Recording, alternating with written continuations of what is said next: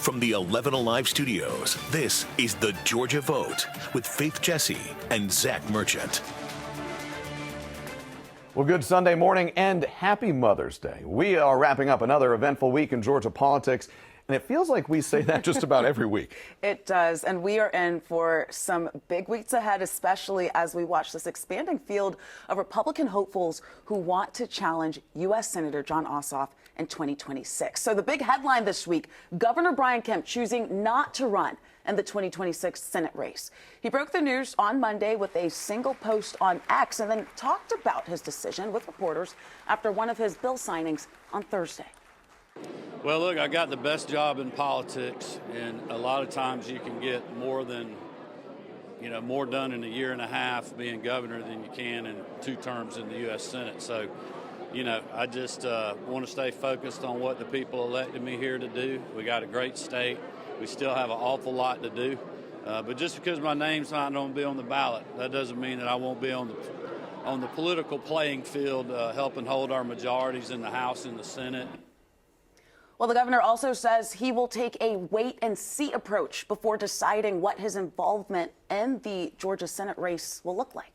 Well, it was 1 year ago when Congressman Buddy Carter teased a Senate run in an interview right here on the Georgia Vote. Now, this week he made it official, formally announcing his candidacy and entering the 2026 Senate race to challenge Democratic incumbent Jon Ossoff. In an interview this week, Carter laid out his priorities. Georgians overwhelmingly elected Donald Trump president last year. They deserve someone who's going to support the president and who's going to support his America First policies. He's going to make sure that we secure our borders. He's going to make sure that we have a strong economy, that we have energy dominance. Who's going to make sure that we don't have men participating in girls sports. That's what we need. And unfortunately, right now, we don't have that. I'm a MAGA warrior. I've supported the president, will continue to support the president, whereas Jon Ossoff is a MAGA trans who has voted in favor of having biological males compete with girls in sports. You're spending a lot of time talking about transgender folks who represent a very small portion of Georgia's population and the nation's population. With so much going on in the world, people are worried about the economy. There are wars overseas. There are trade wars going on. Is this the top priority for you? It is one of the top priorities. I mean, look, for the last 4 years of the Biden-Harris administration, Jon Ossoff has been supporting them, open borders and DEI, all these other things that Georgians simply don't agree with. That's what I'm offering. I'm offering a true conservative who can help President Trump and his America First policies. Do you embrace President Trump's economic message as well? Absolutely. Look, Donald Trump delivered one of the greatest economies in his first term that we've ever seen. It was humming until the Biden-Harris administration got in. Look, it's been tough these first 100 days. This president has addressed it head on. He's made promises and he's kept promises. Yeah, and addressing tariffs. Tariffs are tough. Let me tell you, that's not easy. This is something that has gone on for way too long, and if you ignore something, and it just festers and it gets harder to address. And he warned us. He said, "Look, this is going to be tough in the short term, but in the long term, it's going to pay off." Do you think you'll get President Trump's endorsement? I have had President Trump's endorsement in the past, and I hope to have his endorsement in the future. I intend to do everything I can to work to get that. Our full interview is streaming right now on 11 Alive Plus. You can download it for free and watch on your television. Well, Georgia Democrats have a new leader. Charlie Bailey takes over at a time when the party is battling a lack of trust among voters. The career attorney says it's time to show voters the evidence. We've got a tax code that the Republicans under the Gold Dome have written that rewards billionaires, big corporations, and whoever the latest lobbyist is to buy somebody a steak and a bourbon. And so people got cause to be angry about that, but all of these people, whether they be Democrats, independents, Republicans, what they want out of the Democratic Party is to see some fight, to see that we recognize that they ought to be angry, that we understand that. We understand what they're going through, and we give voice to that, and we tell them who to blame. because it ain't the Democrats that have been in charge for 22 years. It's the Republicans. Yeah, so Bailey told me that he recognizes the party has work to do to regain that trust. He also says that he is focused on fundraising for crucial races. And we'll have much more of our conversation with Mr. Bailey next week on the Georgia Vote. And if you don't want to wait until then, you can watch the full interview right now on 11alive.com and 11alive Plus. As the field of Republican Senate candidates starts to fill up, one high-profile Georgia congresswoman says she won't be one of them. In a lengthy social media post Friday night, Representative Marjorie Taylor Greene said she will not be entering the 2026 Senate race. But in an interview with us earlier this week, taped before her announcement, she made it clear she is staying in the headlines with attention-grabbing hearings and legislation.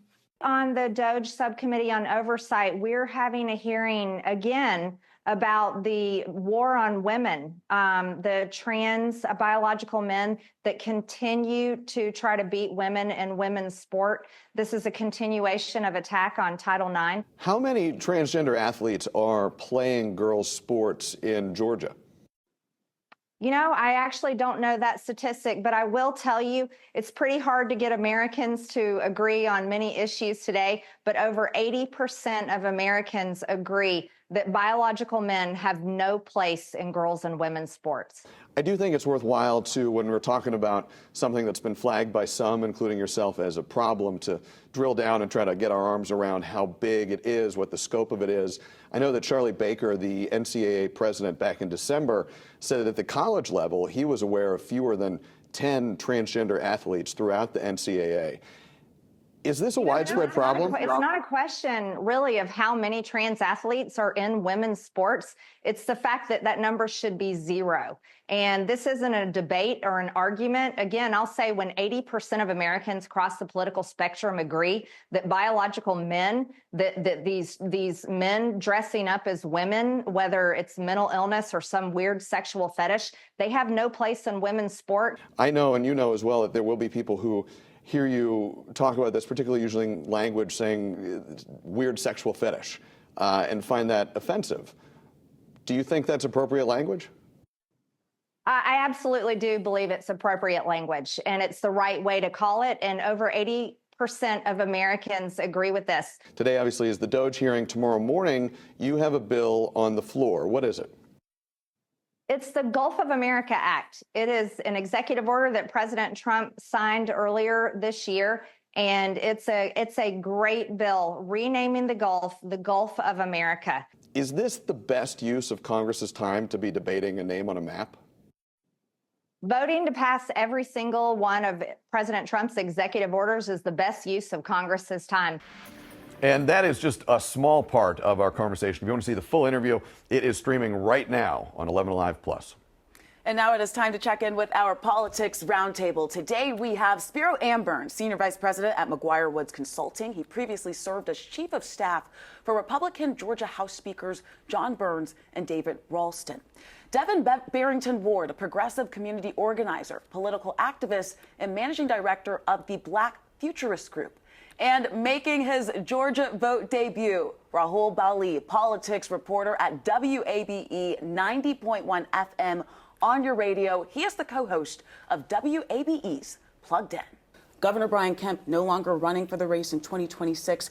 How competitive is this primary race going to be for Republicans? I think it's going to be wide open. I mean, and it's the obvious answer is who jumps into the race. That's going to be but I think it's also going to matter the involvement of both President Trump and Governor Brian Kemp. One of the other things we heard from Governor Kemp at that bill signing was he's talking to President Trump about, the candidates that could be in the race. If you get a candidate that's backed by both of them, that's going to probably make it a pretty uncompetitive primary. But it's really going to depend who jumps in the race. Last week, you guys talked to Secretary of State Raffensperger. He could jump into that race. Yeah. And Spiro, I want to bring you in on this, get a Republican's perspective. Yeah. Is this shaping up to be a little bit of a President Donald Trump and Governor Brian Kemp primary, where a lot of these candidates are auditioning for their endorsement? I think to some degree, yes. As Rahul said, I would expect both of them to be involved. It's going to take some time to see how that shakes out. For weeks now, we've been saying that Governor Kemp's decision would be the first domino to fall, so to speak. Well, now that's happened. He's decided not to run, and I expect that he will be active. As he said, he's got a large campaign war chest, so he will continue to be relevant, I think, throughout the remainder of his tenure. But, you know, kudos to Congressman Carter. I mean, he was first out of the gate. He came out charging. But by no means do I think this is going to be a small field. I think you'll see others jump in, perhaps Insurance Commissioner John King, Secretary of State Raffensperger, Mike Collins, the congressman's been mentioned. So I don't think there'll be any shortage of candidates. Can a Trump endorsement help or hinder these candidates? We know that Brian Kemp is popular, but Trump, Sure, among all Republicans, not as much.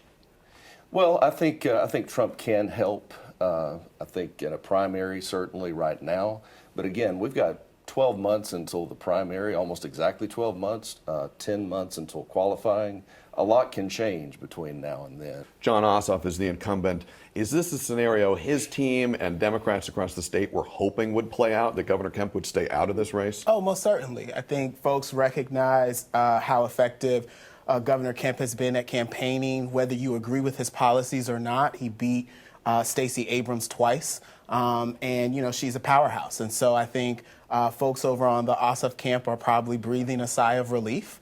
And I think when I look at this primary, I am very concerned about how far to the right people are running, because if I was a Republican, that works well in the primary, but how is Buddy Carter going to come back to the middle in the general election when you're talking about, you know, focus really on transgender folks, which represent a small subpopulation of the populace in Georgia?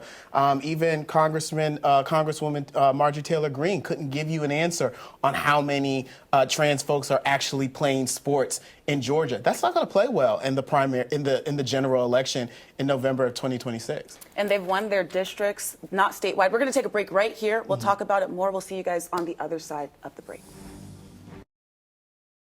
Welcome back and happy Mother's Day to all of the mothers out there. One mother under the Gold Dome, Senator Sally Harrell, was instrumental in creating a path for other mothers to thrive while serving the state. I spoke with her about being the first woman to have a baby while working under the Gold Dome. How was that experience for you, and what did it mean for you to make that move? Well, my baby was so young, just a few weeks old, that it turned out that no daycare center would take a baby that young. So I knew that I needed to bring him with me. And there are some things you just don't ask permission. You just do. And that was one of those things. So about just a few days before that session was to start, I got a phone call at home from the speaker, who was Tom Murphy at that time. And if you knew that man, you knew that he ran the place with an iron fist. So you don't want the speaker to call you at home before the session starts. And he simply asked me this question, Miss Sally, he called me Miss Sally, what are you planning on doing with that baby? And I just paused for a moment. I think my heart fell out of my chest. And I bravely said, well, Mr. Speaker, I'm going to bring the baby with me. And there was just dead silence. It seemed like it went on forever. And he said, well, I just have to tell you that a number of people have an issue with that. How have things changed for women under the Gold Dome, specifically mothers? Well, we do have more women serving, and specifically we have more young women serving, which is good, but we have a long way to go. I mean, we're more than 50% of the population. I think in terms of the legislature, we're in the 30% now, whereas when I was in the House, we were in the 20%. I think a number of the younger women who are serving don't have children, or they've chosen not to have children. It's still pretty tough to have children while serving. One of the biggest challenges is finding childcare for part-time, full-time, 60 hours a week while we're in session, and then nothing, just for 3.5 months or so. That can be tough. Our thanks to Senator Harrell for that conversation. We do have the full conversation on 11alive.com and 11alive Plus. Panel is back, and we want to talk about another mother who serves the state. That is Congresswoman Marjorie Taylor Greene. Gentlemen, we left off talking about the difference between how these potential candidates could do in the primaries versus the general. Raul, let's start with you. You know, let me start on the Democratic side. I was at the Democratic State Party meeting when they picked Charlie Bailey, and there was so much conversation focusing on bringing back Democratic voters. And that, you know, that's part of the story for both parties is how do you serve those primary voters? Obviously, you need them in the general election, but also helping pick candidates. So activating the base, in other words. Absolutely. So that was an absolute question. How do you activate Democratic-based voters? On the Republican side, you still do have the distinctly Republican camp, the Republican Party we've recognized for years in Georgia, and then there's still the Trump wing of the party. Do candidates have a tricky path to walk to both be appealing enough to earn a nomination in the primary, but also be electable when they're in front of the whole state in a general election? Certainly they do, and frankly, that's nothing new. It's always been that way to some degree in a primary and then running a general campaign, but I think certainly now it's more true. Does it get harder? I mean, we hear so much yeah. that this is a more partisan era than we've ever seen before. Absolutely. I think there's going to be a tug of war for those who want to be, a MAGA warrior, as Congressman Carter is saying. Now, you will definitely see people trying to sort of carve out that voting bloc. But I do think that, Republicans have been in control in Georgia for now over 20 years. And I think we would be wise to focus on the track record of the success stories looking over the last 2 decades and stay focused on the reasons why we're in the majority. You want to get in here too. I think that's part of the reason why Governor Kemp took a pass on this race. I think he recognizes that the midterms is not going to be a good year for Republicans, not just in Georgia, but across the country. He has political ambitions beyond being in the U.S. Senate. And then also, I think a lot of times people who have held these executive type of political positions have to weigh whether or not they want to go to a body where they have to build consensus in the ways that you do in the U.S. Senate, as opposed to when you're the governor and you kind of get to make some decisions without having to do that kind of horse trading that is done in Washington, particularly in the Senate. And so I think he took a pass on that because, Trump's poll numbers took a 10-point dive from January to now. And I don't see them getting any better because if the focus is going to be on trans kids in sports and they can't tell us how many trans athletes are actually in sports, if the focus is going to be on being loyal to Donald Trump when his poll numbers are not that great in a state that he won, I'm not sure that, this is going to be a good year for Republicans in 2026. Is that going to be the Democratic strategy, seizing on that? I would. That would make sense. And I think it's going to be important where the economy is a year from now. That's because when we see the exit polling data, it was more than 40% of voters were driven by that issue. Absolutely. And the recent AJC poll, that is still the #1 issue. Which is what Republicans in Georgia have done a great job of over the last 20 years. Job creation, the economy, public safety. That's a track record. I hate to cut you off here, but this is good because this conversation is going to continue on 11 Alive Plus. Clearly, we have so much to talk about. 11 Alive Plus, that's online. Our show continues just after the break. Stay with us. Hundreds of people filed into a South Atlanta church late last Sunday for a town hall hosted by Georgia Senator Raphael Waro. And there were many questions for the senator, but some people said they're concerned about cuts to the federal workforce and the president's recent comments about following the Constitution. How are you upholding, along with your fellow lawmakers, constitutional governance and to make sure that our democracy stays intact? You have my commitment that as a member of the Senate, I'm holding this administration accountable. I'm dragging Trump officials in front of my committees and asking the tough questions. I'm voting down legislation that I think runs roughshod over the American people and their rights. There was one major disruption during the 2-hour town hall when several pro-Palestinian protesters got into a shouting match with some members of the crowd. That went on for about 10 minutes. Hey, coming up next, our voice of the voter brings sweet smiles to Atlanta going on the past 2 decades. We get behind the counter to see if he thinks our elected officials have the right ingredients to rise to the occasion. Welcome back. For 16 years, Sublime Donuts has served their delicious creations throughout Metro Atlanta.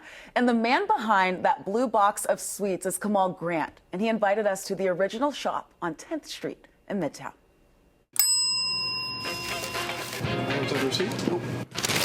I'm gonna make our raspberry-filled hearts.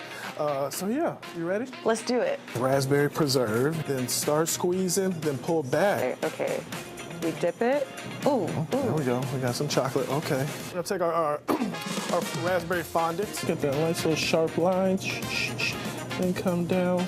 We got this. No pressure. Oh my gosh, I feel the pressure right here. Okay. Oh no, we already have disconnection. Looking good. For a little razzmatazz, because you're here, we're gonna put some hearts. We're gonna salt babies up, all right? I'm gonna get stuff all over the place. Bang. Beautiful. Cheers.